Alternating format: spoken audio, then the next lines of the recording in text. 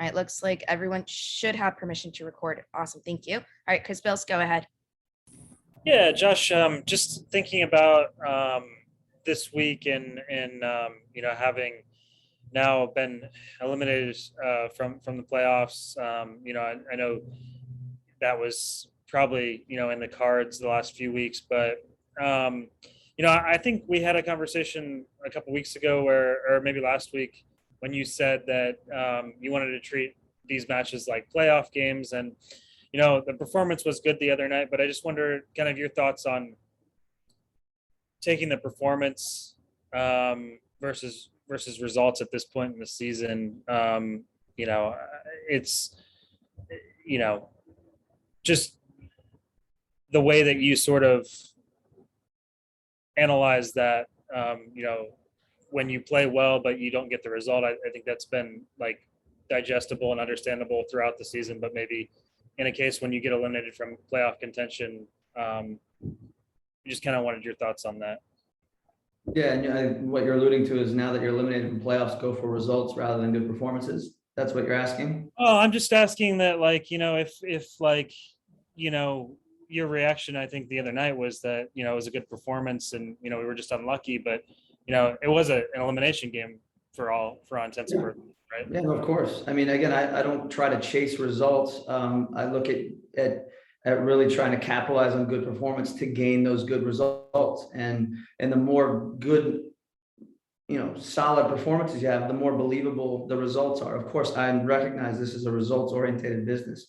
I also recognize we're building a team, and we've had our hardships, we've had our lumps, we've had poor decisions, poor execution from coaches and player, and that's part of what this year. But I still always think, whether the players are 17 or 33, they're all capable of learning, they're all capable of getting better, as we all are. But to me, it's about getting this team to play well consistently, and those are with good performances. And when you have that in place, day in and day out, week in and week out, match by match, those good performances lead to good results. And, that's the way I've kind of stood by what I've said. Of course, I think we've missed opportunities to get better results. This was another opportunity with a good performance that we should have gotten a better result. There's been plenty where you maybe have a lesser performance and you get the result, or you have a poor performance and you get a poor result. So, I get that it's result orientated. I want our guys to win. I want us to obviously get the results that would put us in a better position than we are.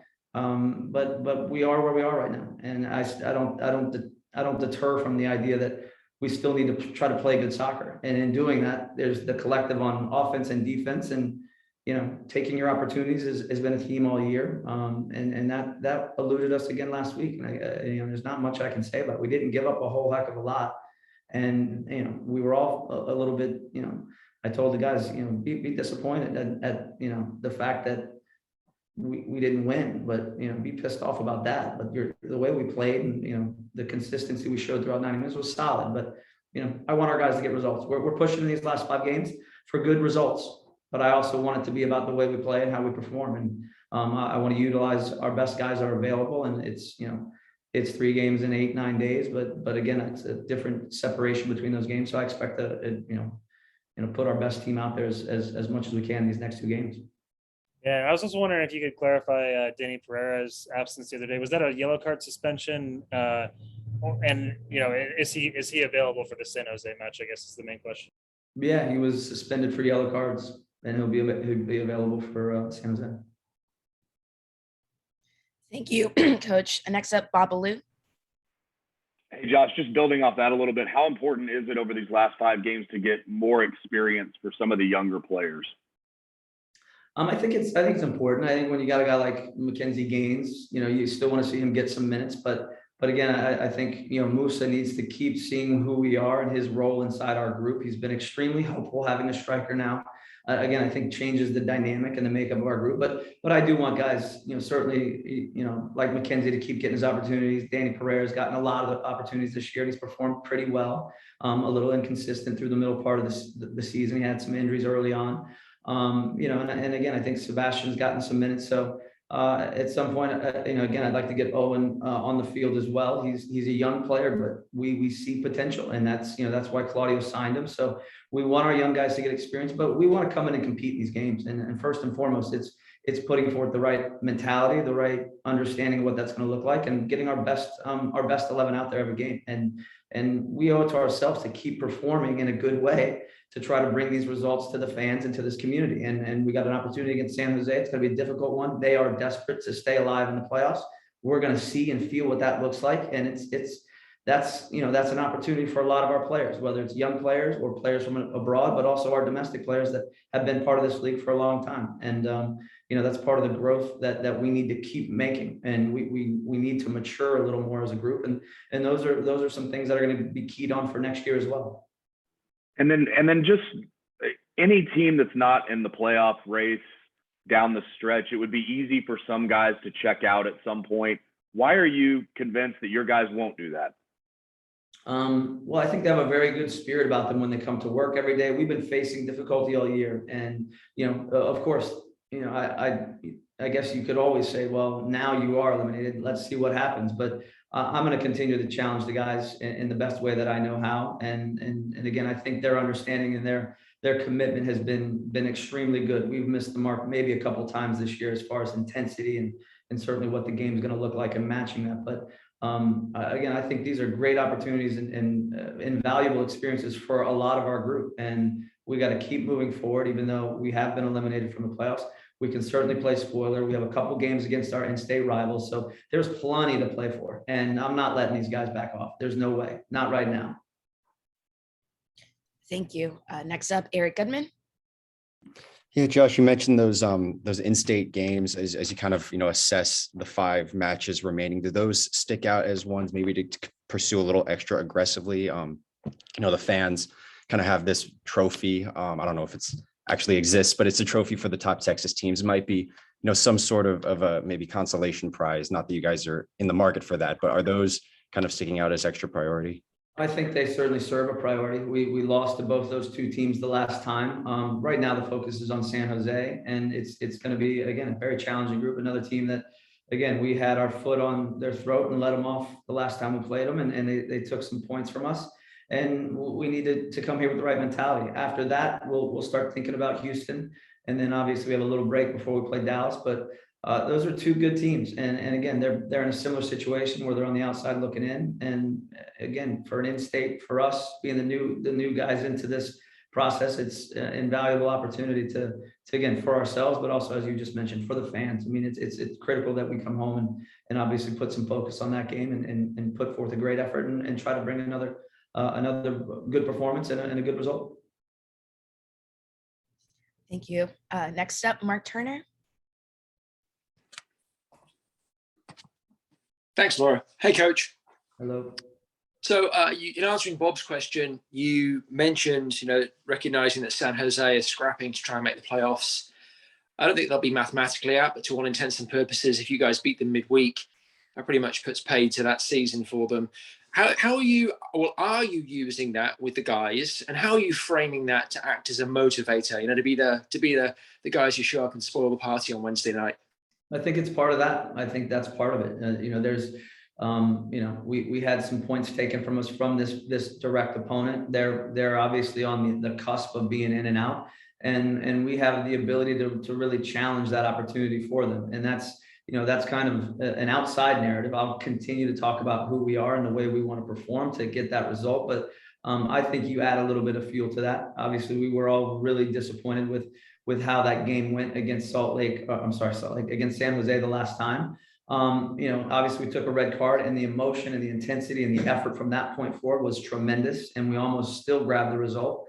But again, we've got an opportunity to certainly put a big dent in their future in the playoffs, and that's a narrative. That's without a doubt a narrative. And again, it's these games at this time of the year carry a different meaning, a different intensity. The refs ref it differently. Again, you'll see, and having been in this league for a while, it starts to tilt in a different way because playoffs look a little different than the regular season, and it's really important for our players to understand what that feels like, looks like, and gain experience from it.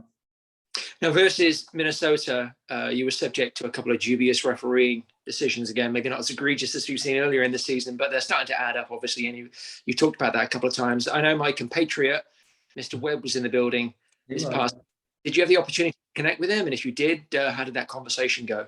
I didn't connect with him. I think we've all had enough dialogue in the last few weeks, months, and you know, it is what it is. I mean, week in and week out, we can all complain about things, but you know, I think there's some obvious things that you know, certainly haven't gone in our favor. And I'm not looking for favors. I'm just looking for just. I'm just looking for good calls, honest calls, and them being reviewed in the right way. And you know, we've been failed a number of times, but that's life. You know, we move on, and I can't change what's happened. And we've all written our emails and gotten our return emails, but you know, it's after the fact. It's tough to really get too concerned with it. Well, thanks for not frustration on Englishman out on this Englishman. I appreciate it. Thank you. We have time for 2 more questions. Zach Smith, go ahead and take the next one, and then Cam Kubik, go ahead and take that last one. Thanks. You've kind of established your best 11, or you kind of know your core that's been playing well over the last, you know, couple of weeks. Do you use these 5 games at all? Do you have any eye on the future as far as maybe players that are more on the fringes of the starting lineup or the squad in terms of what you have going forward? Yeah, again, I think that's, you know, the idea is that I think we've established who are, you know, the first 13, 14 guys that typically see most of the minutes, what you're alluding to. And I think a lot of those the players that, you know, the Jared Strouds, the Johnny Gallaghers, Rodney Redes, you know, certainly, you know, Freddie Kleeman, Aiden, the younger guys, Sebastian, you know, those guys have all seen minutes. So we do have a pretty decent picture of who they are and their capabilities. And I expect them in some form or fashion that a lot of those guys will still see minutes, but we want to play well, we want to perform, and you know, I think we still have a lot to learn and areas to grow. And again, I'm not going to say down the stretch, you know, those guys don't get a start here or there, but you know, right now we're still focusing on putting forward our best group. And as you mentioned, there's some subtle rotations within the 11 or the first 13 guys that we can use, but having the addition of Sebastian Driussi and having the addition of Musa allows us to get guys in some more areas. But if guys don't perform, again, I think you have to use these opportunities to play other players, and that's the level of competition that you need to have inside the group. And we need to grow the competition inside our group. The reserves and the guys that don't get major minutes also have to provide that element that now challenges us as far as decision making. So they'll get some minutes, but you know, we're going to run with these players that you've seen the last few games where we've had good performances. And if the performances dip for whatever reason, then we have some guys that'll get more minutes. But you know, we obviously want to perform well and get results in the next 5 games. Thank you. Looks like we had a last minute question from Chris Bills. Go ahead, Chris. Thanks, Laura. I just wanted to build on, Eric was asking you a bit about the Texas opponents, but the idea of Copa Tejas itself, the idea that there's a trophy on the line, is that something that you guys are aware of and we'll talk about kind of leading into the Houston and Dallas matches? And I'm just, you know, does that mean anything to you that there is, you know, however it was created, that there is a trophy on the line in those 2 matches? Yeah, again, I think we'll address those opponents as those games near. And again, they'll bring their own added angst based on obviously being in state and that rivalry continuing to develop. I know our guys didn't feel good about losing 3-0 in Houston. We didn't feel good about losing at home 5-3 to Dallas. So there's going to be plenty of energy and certainly narrative around those games. But for now, and the focus is going to be on San Jose. We'll get to Houston in the next few days, and obviously Dallas after that. But we recognize we're one of 3 teams in the state of Texas, and you're competing for those bragging rights, whether it's a trophy, a real trophy, a fictitious trophy. You know, we're going to see these guys many, many times. So, you know, I think each and every opportunity carries weight and has the ability to build and charge that rivalry. And you know, we'll look forward to those challenges as they come in the next week or 2. Thank you, Coach. And thank you, Chris. Last question. Go ahead, and Cam Kubik. Hey, Josh. Just wanted to to ask, outside of a good result tomorrow, which is the obvious benchmark of success, what are you really looking for from the team tomorrow night, especially given how different the last 2 games against San Jose were, with one being the scoreless draw and the last one being that sort of 7-goal shootout? Yeah, they're a good team. They're a challenging team. And again, we've seen their result, what they've looked like the last 4 or 5 games. And, they're obviously playing with a level of commitment and desperation to stay alive. And, Matthias's teams play with real energy, real intensity, and there's a ton of fluidity. The structure moves around both offensively and defensively. We know how man-oriented they are, but we want to see how well we can navigate that. It's going to be challenging. And, I think there were really good moments when we played them last time where we could unsettle them, and we were able to break through some of their man orientation to create chances and score some goals. And then we lost a little bit of our footing in the second half and lost some of the discipline and the focus, and they caught us. And, I think, the first game was a 0-0, which was, a bit more open and back and forth, but we got to find the balance in there, because they're going to go for it, and they're going to leave themselves in some areas that can be exposed, but they have quality players. They have the ability to hurt you, as we've seen as well. And, having the right amount of discipline and the right amount of bravery for us to play through some pressure at times is going to be paramount. And as you said, the result is quite important. And, we put together a good performance. Hopefully that'll put us in position for the result. Even if we struggle and fight through it, that should also put us in position for a good result. So those things are always being evaluated and measured, but it's going to be a grind. It's going to be a cool night. It's probably going to be wet. And again, there's much to play for from their side and obviously for our guys as well. Thanks, Cayman. Thank you, Josh. That